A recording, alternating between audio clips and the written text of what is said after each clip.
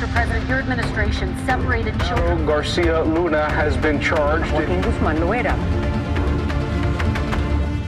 Entre Washington y México por Jesús Esquivel. Esta es una producción de Fluxus Comunicaciones. Este es el podcast de Entre Washington y México, con la agenda bilateral y sus protagonistas en voz de Jesús Esquivel.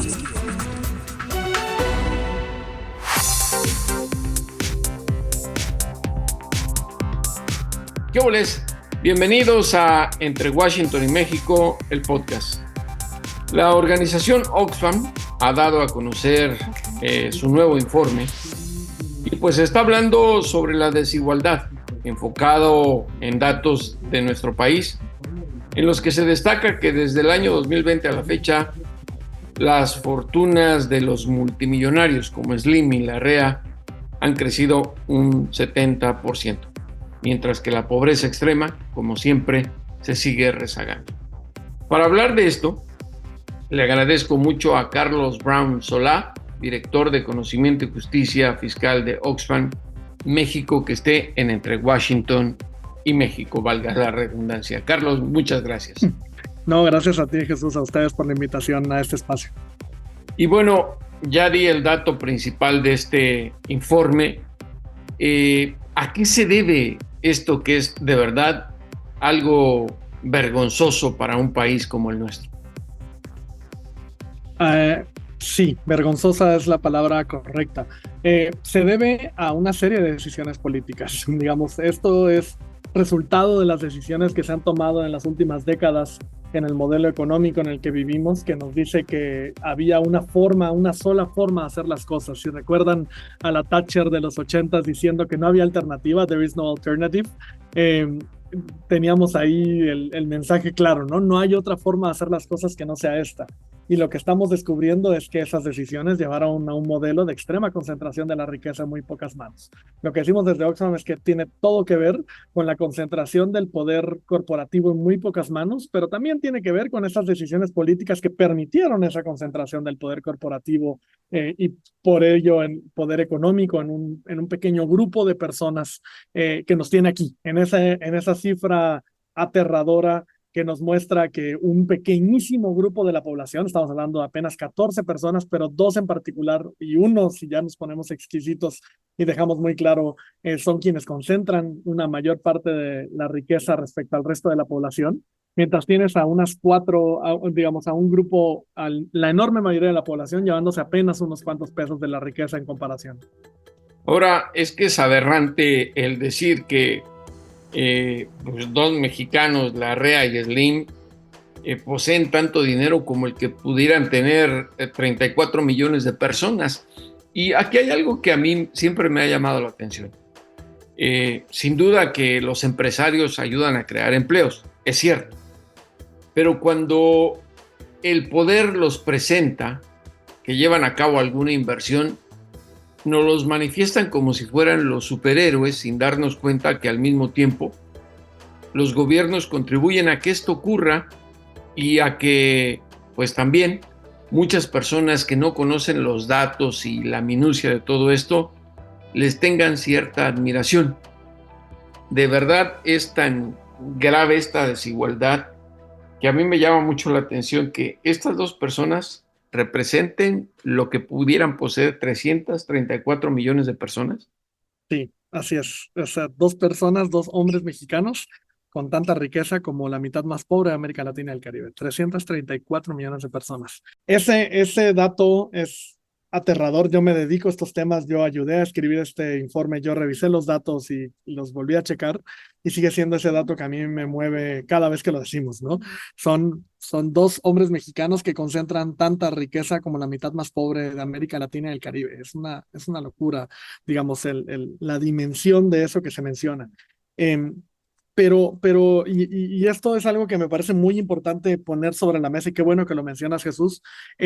Sí hay un par de mitos que nos creímos, digamos, como si fueran verdades absolutas, casi como dogma, y que hay que empezar a desmontar muy pronto y lo ponemos en el informe. El primero es el mito de la meritocracia. Es el creer que estas personas han llegado a acumular esas cantidades estratosféricas de dinero que son cantidades que ellos generan de riqueza en apenas unos segundos y a una persona promedio le toma una vida hacer.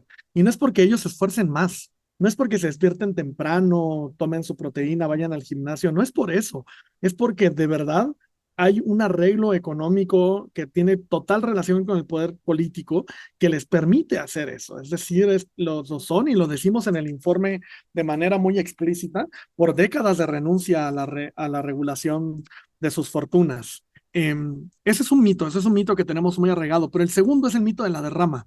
Es que de verdad creer que con la generación de empleos no nos preguntamos qué tipo de empleo, qué calidad, buenos ingresos, prestaciones y demás, sino solamente por la generación de empleos era suficiente darle concesiones, privatizar empresas públicas y dárselas a ellas y ellos, darles permisos, en fin, darles toda esta serie de instrumentos que tiene el Estado mexicano para explotar los bienes de la nación. Creímos que con eso era suficiente para que se derramara al resto de la sociedad. Nada más falso que eso. Lo estamos viendo en tiempo real. No es una realidad, no coincide lo que nos dijeron durante tanto tiempo con lo que vemos en la realidad. Son dos mitos, el de la meritocracia y el de la derrama, que necesitamos empezar a entender para derrumbar. Son mitos muy míticos, muy equivocados, muy falsos. La evidencia nos dice que ninguno de los dos se sostiene con lo que vemos en el día a día. Ahora, hay otra cosa muy importante que me parece en todo esto, y es que los gobiernos de cualquier país políticamente se atan a los intereses de los más ricos. Y mira que es irónico que alguien como el presidente Andrés Manuel López Obrador, que cuando era oposición denunciaba justamente el que personajes como Carlos Slim acumularan tanta riqueza, ahora hasta cierto punto lo condone. Y lo ha hecho porque con el caso, por ejemplo, del dueño de Televisión Azteca, Ricardo Salinas Pliego, que una vez que fue presidente electo, se reunió con él en primer lugar y lo ha defendido de alguna manera, y bueno, ante las evidencias de que no pagan impuestos, lo ha tenido que denunciar. ¿Por qué estas hipocresías de los gobiernos para con la sociedad que trabaja ante los más ricos? Claro, mira, yo creo que es porque es muy difícil romper con el estatus. Digamos, el estado de las cosas tiene unas inercias que hacen que resulte muy fácil gobernar mientras te alinees con el estado de las cosas, ¿no? Por eso es que esa visión, y además está muy reforzado con esa visión de que no había alternativa, de que este era el camino a seguir y que no había de otra. Y parte de eso es que nos compramos el cuento, ¿no? Y se lo compró en los mismos gobiernos, uno tras otro, se han comprado esa alternativa única que pareciera que no hay de otra, y además sacamos a la economía de la conversación política. Justo en el informe lo que decimos y la postura desde Oxfam México es que la economía es política. Sí hay de otra, hay que empezar a hablar de las alternativas, hay que empezar a hablar de lo que se puede hacer distinto, pero ojo, es muy fácil decir que separas al poder económico del poder político. Lo difícil es hacerlo. Lo difícil es implementar toda esa serie de decisiones que llevan que poco a poco empieces a poner una brecha. Ahí sí tienes que tener brechas y contrapesos entre el poder económico y el poder político.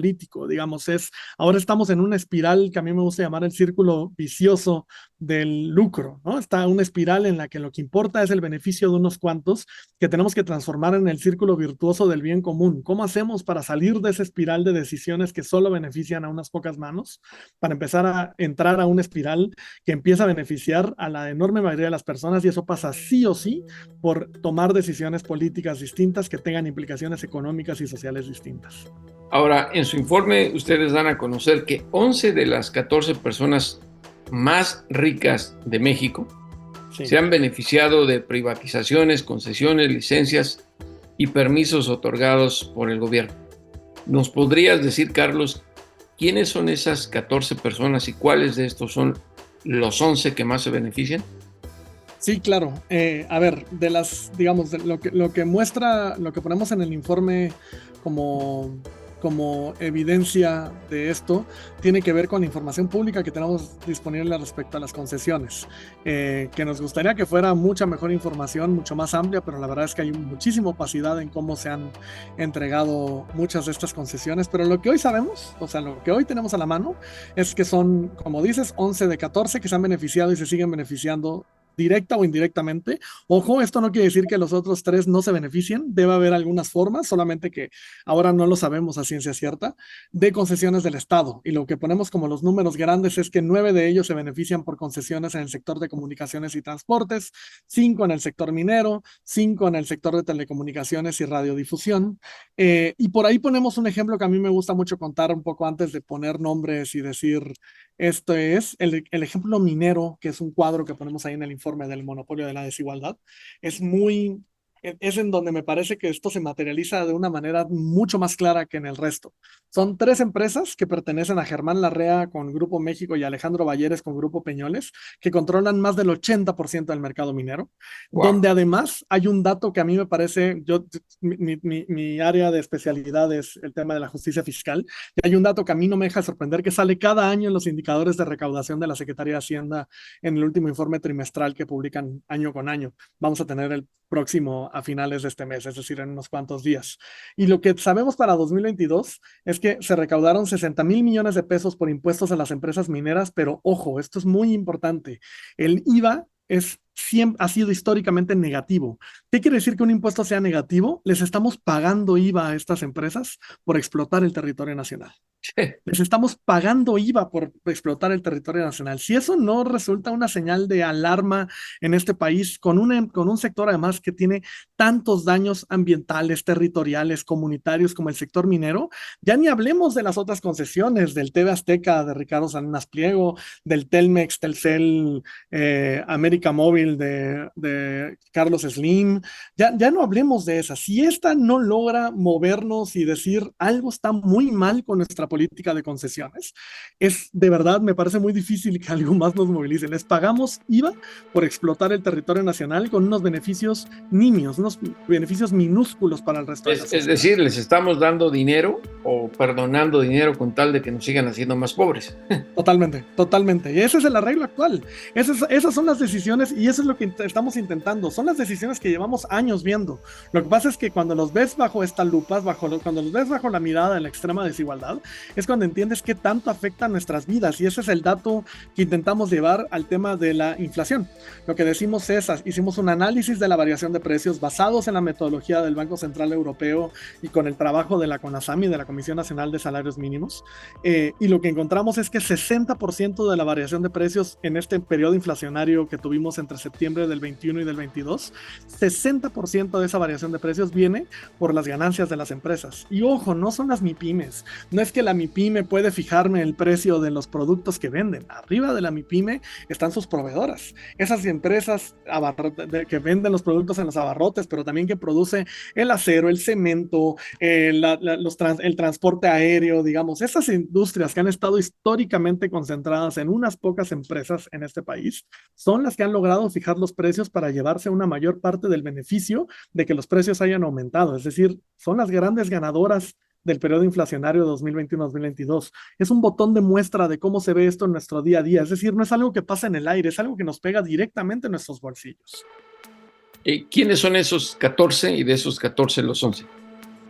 De los 14, ahora sí, regreso. De los 14, la lista es muy clara y la ponemos ahí en una gráfica, pero son Carlos Slim, que es el gran ganador. Además, Carlos Slim no solamente es el hombre más rico de México, sino es más rico que los otros 13 mil millonarios ultra ricos mexicanos juntos. Y además es el más rico de América Latina y del Caribe. Son Carlos Slim, Germán Larrea, Ricardo Salinas Pliego, Alejandro Balleres, María Asunción Aramburu-Zabala, Antonio del Valle Ruiz, Rufino Vigil, Carlos Jangrón, Juan Domingo Beckman y su hermana Karen Virginia Beckman, que son los herederos del grupo José Cuervo, Fernando Chico Pardo, Roberto Hernández Ramírez, David Peñalosa Lanís, Alfredo Harpelú, y de esos, cuando quitamos solamente a los Beckman y quitamos a Roberto Hernández, si no me equivoco, son las 3 que no tienen concesiones en realidad de manera directa y de lo que podemos identificar, porque ojo, son industrias que se benefician de, digamos, la relación del uso del agua, ¿no? Producir tequila, por ejemplo, consume muchísima agua, solamente no tenemos tanta claridad ahí del vínculo. Esto abre una agenda, digamos, de investigación tanto para la academia como para el periodismo de investigación, de cuáles son esos canales a través de los cuales el Estado mexicano les permite seguir explotando los bienes de la nación y qué tanto se benefician de ellos. Ahora, Carlos, aunque tal vez no tengamos la respuesta correcta, ¿qué podríamos hacer para compensar un poquito Sí. esas desigualdades? Es decir, ¿qué es lo que debemos hacer para que estos sean menos ricos y haya menos pobres? Por lo menos la respuesta inmediata. Claro, cambiar las reglas del juego.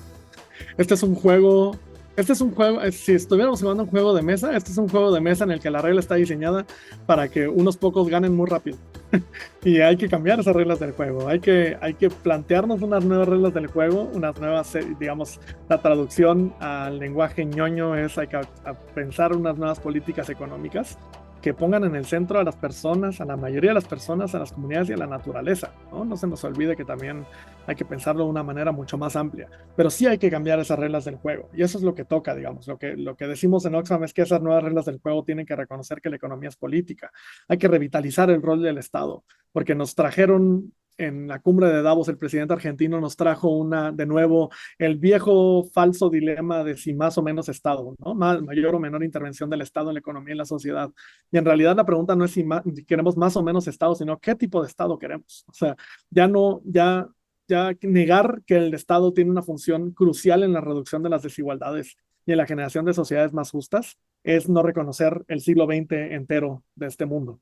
Entonces necesitamos empezar a pensar nuevas reglas, cómo se ve esas nuevas reglas, cómo se ve ese Estado mexicano revitalizado, potente, que ayuda a reducir desigualdades en un país como México, en donde lo dijiste muy bien, no nada más se trata de reducir esas desigualdades, también hay que reparar muchas de esas brechas históricas que se ha tenido con ciertos grupos de la población. No solo es mirar a futuro, es también compensar mucho del pasado. Nosotros lo que decimos es que necesitamos nuevas reglas, y esas reglas tienen que pasar por 5 ejes que nos parecen fundamentales.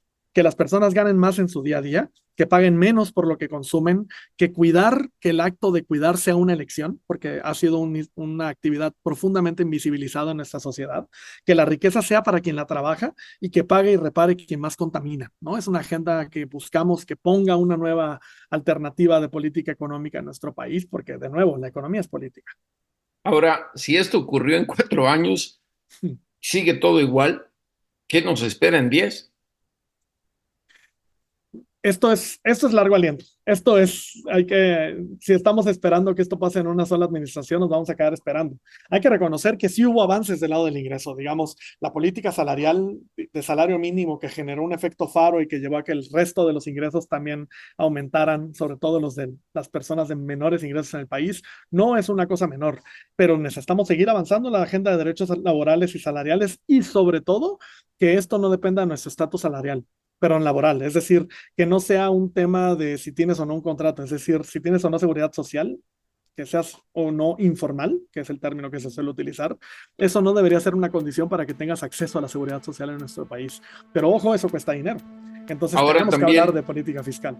Ahora también parece que en los gobiernos nos dan analgésicos para no hacer muchas olas sobre esta situación tan grave, con pues las pensiones, los subsidios que dan a la gente jubilada, a los enfermos, pero eso en realidad la gente no entiende y muchos lo perciben como es que eso es porque el presidente lo está haciendo muy bien y se preocupa por los pobres, pero al mismo tiempo vemos que le perdona el IVA a los multimillonarios y es ese mismo dinero que se recauda de nuestros impuestos el que se está repartiendo.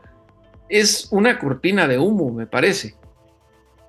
Es la base es el arranque y mientras no nos metamos, mi hipótesis es, y es algo que sostenemos mucho desde Oxfam México, mientras no nos metamos con el arreglo fiscal, mientras no hablemos en serio de quién paga la cuenta, de quién se beneficia de las decisiones del dinero público y de quién aporta la mayor parte, porque nos han dicho son los empresarios los que sostienen las finanzas públicas del país, nada más falso que eso.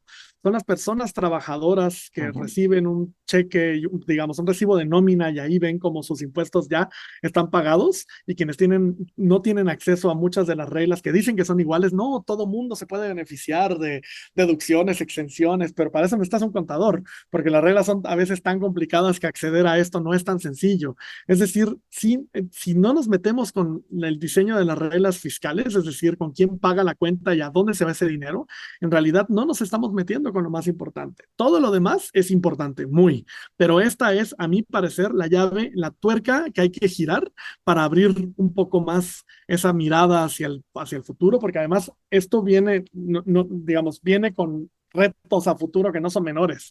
La sociedad mexicana está envejeciendo, la pobreza sigue siendo un problema persistente. Si bien se logró la reducción, seguimos en un país que tiene pobreza extrema. ¿Cómo es posible que en el mismo país vivan Carlos Slim y digamos 7, 8 millones de personas en pobreza extrema, que no saben si van a comer mañana? Es decir, eso es algo que tenemos que erradicar a la brevedad. Si este es un país que se quiere tomar en serio la reducción de la desigualdad extrema, tiene que empezar por cobrarle a los más ricos, pero sobre todo de utilizar todos los recursos del Estado mexicano para erradicar la pobreza extrema en nuestro país.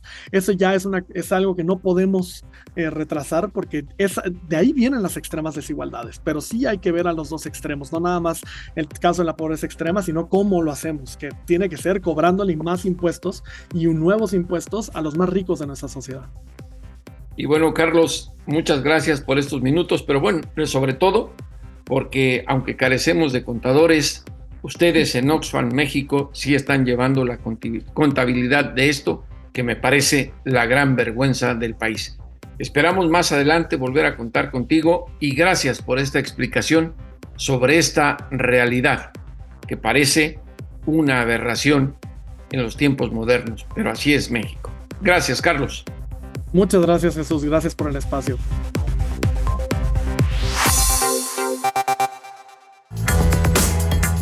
Pucha Play con Gonzalo Lira.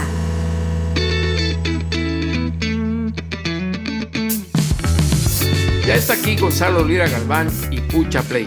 Las ampollas en los dedos ya no nos dejan actuar con tanta rapidez, pero Gonzalo siempre tiene fórmulas y recomendaciones con las cuales hasta el dolor se nos olvida y seguimos apretando el botón. ¿Qué nos tienes, mi querido Gonzalo? Jesús, pues muy contento como siempre de saludarte, y esta recomendación es una película que ha causado mucha controversia, muy reciente, pero que creo que vale la pena verla, y sobre todo vale la pena verla bajo el tema de la desigualdad y de cómo pues vivimos en un mundo que no es justo y en el cual la riqueza se reparte de manera pues ¿cómo lo podríamos decir? Poco democrática, un poco horizontal. Y la película en turno se llama Saltburn.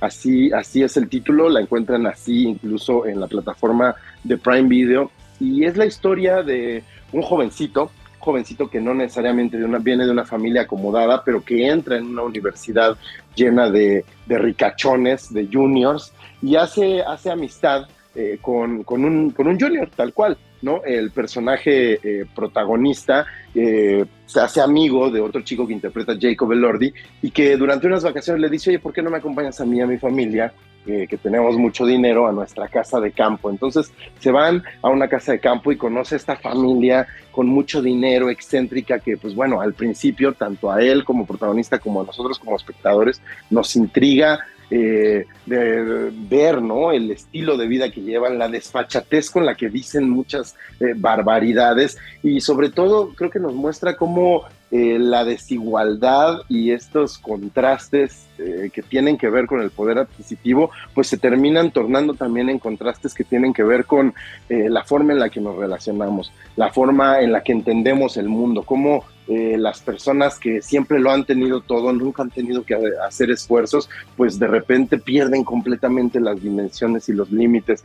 Lo que es curioso es que la película tiene en algún momento giros en los cuales este personaje que pareciera ser la perita en dulce, que pareciera ser el que llega a este mundo de excesos como completamente desarmado, pues resulta que no está tan desarmado y que tiene también su propia agenda. Y entonces la película después, lejos de hablarnos de la desigualdad, también nos habla de cómo dentro de esa desigualdad también puede haber equidad en cuanto la maldad se hace presente y en cuanto pues la distancia entre la empatía y la sensibilidad pues se vuelven la moneda de cambio. Y tuve la oportunidad de platicar con Jacob Elordi, que pues es hoy día quizá el galán de galanes en Hollywood. Él interpretó a Elvis Presley, por ejemplo, en la más reciente película de Sofía Coppola, que nos habla sobre Priscilla Presley, y pronto lo veremos también protagonizar una película que se llama Slow Horses con Diego Calva, este actor mexicano que hemos tenido también en este espacio, que estuvo nominado al Globo de Oro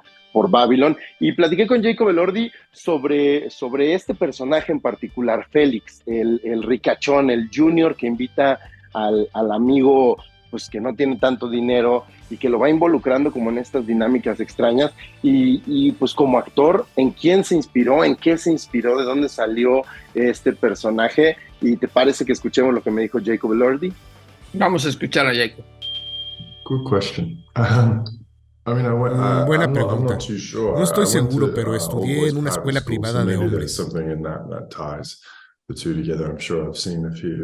Seguro ahí conocí a personas como mi personaje, pero nunca quise aludir a nadie real. Solo buscaba mostrarme como alguien muy relajado. La gente que no se debe esforzar por conseguir nada vive más relajada, porque todo les llega. Intenté incorporar eso en mi expresión corporal, pero realmente fue un proceso que no concienticé mucho. Y eso fue algo maravilloso, porque antes había hecho personajes más estirados. Yo no soy así en realidad, más bien soy un tipo muy suelto. Me agradó hacerlo porque se me dificulta la rigidez. Y espero no parecerme nunca a mi personaje. Pero espero también haberlo logrado en esta película. Porque cada película requiere de un proceso distinto. Pues ahí lo tenemos, Jacob Elordi, que apréndanse ese nombre si no se lo saben, échenle un ojo a Saltburn. Lo decía, es una película que ha dividido a la crítica y a la gente que la ha visto, pero que lo que sí les puedo decir es que les va a entretener y que al final van a salir con cara de ¿qué chingados pasó? Y bueno, si nos vas a dejar así, queremos saber exactamente qué chingados pasó. Y para entenderlo hay que verla, mi querido Gonzalo. Así es, Jesús, pues como siempre, un gran abrazo para ti y para toda la gente que nos escucha. Hasta la próxima, con Pucha Play de Gonzalo Lira Galván.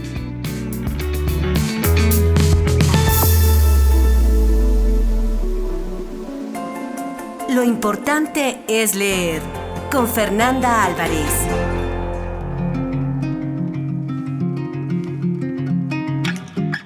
Y bueno, siempre, aunque ayudada de carritos, viene llena de libros Fernanda Álvarez. Para lo más importante es leer.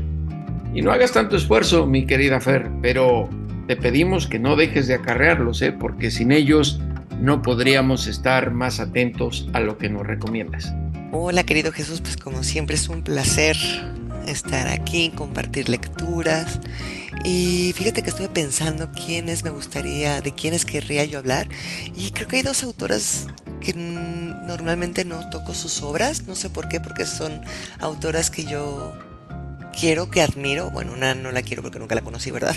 A la otra la conozco y sí la aprecio mucho. Y me parece que su prosa, porque ella es poeta también, pues tiene muchos tintes cruzados por este tipo de lenguaje, ¿no? Entonces voy a hablar de esta primera persona que sí conozco, que sí la quiero y que sí respeto mucho su trabajo y me encanta, que es Jennifer Clement. Y de la novela que les quiero platicar se titula Lady D, salió ya hace unos años, y hace un par de años, creo que prepandemia o justo un poquito antes de la pandemia, fue llevada al cine por Tatiana Hueso y su película fue Noche de Fuego, así que retoma la historia de Lady D. Y Lady D, o lo que nos plantea Jennifer Clement, es la historia de estas chicas que viven en los pueblos de Guerrero, en los montes, cuya belleza está prohibida, ¿no? Entonces las madres, para que no se las lleven, no las secuestren, el narco no las mueva de su sitio, las obliga a pintarse, a cortarse el pelo, a afearse de alguna manera, y cada vez que estas camionetas se escuchan a lo lejos que van a llegar a los pueblos, tienen huecos en el suelo donde tienen que esconderse para no ser robadas, ¿no? Y la historia de Lady Di pues es una chica que va más o menos así, ¿no? Que tiene que esconderse, que tiene que luchar, que tiene pues que tratar de entender este mundo que su madre le está arrebatando, ¿no? Justo porque no la deja ser quien es, de su encuentro pues con malos amoríos, y de cómo sale adelante. Es una historia con luz, donde la madre es increíble. Yo amo ese personaje porque la madre se dedica a ver la tele, a beber todo el día, alcohol, ¿no? Pero tiene una particularidad que es que reza por todo lo absurdo, porque no hay nada en que creer. Entonces, ¿qué más da rezarle a una cuchara para que las cosas salgan bien, a rezarle a un falso Dios que no aparece, ¿no? Y es una novela con estos tintes poéticos que tiene Jennifer Clement, que tiene unas imágenes muy, iba a decir alucinantes, pero es decir, como muy sutiles en su forma de narrar, que nos llevan de la mano a otro sitio, ¿no? Y es una historia que al final acaba bien, es una historia bonita, es una historia también dura, porque claro, no solamente es la vida de de Lady Di, que en algún momento termina en la cárcel, sino justo en estas cárceles también el encuentro y las historias de estas mujeres que también uno va descubriendo, ¿no? Qué es lo que hacen ahí, y no siempre es de la mano de la justicia. Así que esa es la primera.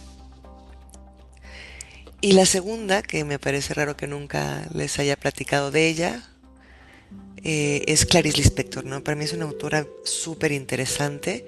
Ella nació en Ucrania, se van a vivir a Brasil cuando son muy pequeñas, ella y sus hermanas, y muere en el 77. Y tiene una manera de ver la literatura muy especial, ¿no? Yo creo que en general sus obras tienen que ver con la búsqueda del lenguaje, de este lenguaje primigenio, de este lenguaje originario. Entonces acercarse a su obra es como si uno tuviera que entrar un poco leyéndola de perfil, porque de frente perderíamos la capacidad de comprenderla. No es una autora fácil, pero que deslumbra por esa claridad justo en el lenguaje. Y esta novela de la que te quiero platicar, que se titula La ciudad sitiada, es la historia de Lucrecia Neves, que vive en San Geraldo, que es un pueblo que está justo entrando a la modernidad. Son los años 20, y de qué manera tanto el pueblo como Lucrecia se espejean y se van construyendo la una a la otra para llegar a esta modernidad, signifique lo que signifique, ¿no? Entonces, Lucrecia, y de ahí vengo a recalcar este tema de la búsqueda del lenguaje, la única manera en la cual ella puede sentirse realmente real, valga la repetición, pueda confirmar su existencia, no es a través del lenguaje, sino emulando a los objetos, emulando las cosas que tiene enfrente, ¿no? Entonces, si tiene un armario enfrente de ella, intenta representar con su cuerpo el armario. Si tiene una silla enfrente, intenta hacer una silla a través de su cuerpo, porque es la única manera que ella cree que puede comunicarse con este exterior, ¿no? Es como vivir tan adentro que para poder ser hacia afuera necesita el objeto, porque el lenguaje no alcanza, porque no lo ha encontrado. Y lo mismo el pueblo, ¿no? El pueblo, el único lenguaje del cual es capaz es a través de estas piedras que se están superponiendo las unas a las otras para convertirse en otra cosa, que quién sabe si lo consiga, ¿no? Entonces Lucrecia tiene distintas relaciones amorosas, ¿no? Son distintos tipos de hombres los que se le presentan, pero ella nunca puede ser totalmente de estos hombres, ¿no? Al final se casa con Mateo, pero ella es ella, ¿no? Y es como el pueblo, es ese pueblo, no puede ser otro, no puede pertenecer el pueblo a alguien más, así como Lucrecia no puede pertenecer a alguien más salvo ella misma. Entonces, sé que eso suena un poquito complicado, pero es una autora que vale mucho la pena explorar. Tiene también cuentos por si quieren entrarle por ahí, pero yo creo que la maravilla de Clarice Lispector en general es esa indagación, ese amor por el lenguaje para tratar de entenderlo, y en el cual, en la medida en que pudiésemos nosotros entender el lenguaje, quizá nos entenderíamos un poquito mejor. Así que, pues nada, Jesús, a lo mejor me puso ahora muy, muy filosófica. Perdónenme. Quizá por eso no les había hablado del inspector, porque luego me ensalzo demasiado, pero bueno, yo espero que le entren. Y muchas gracias, como siempre, es un placer recomendar lecturitas. Fer, muchísimas gracias. Y bueno, ya lo saben, a los criminales y a los políticos, devuélvanos a ese México que nos arrebataron. Hasta la próxima, aquí en Entre Washington y México, el podcast.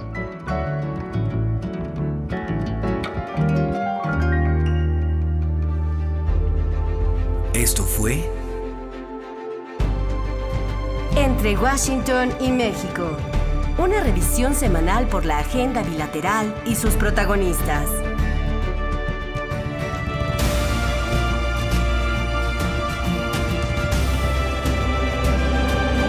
Entre Washington y México.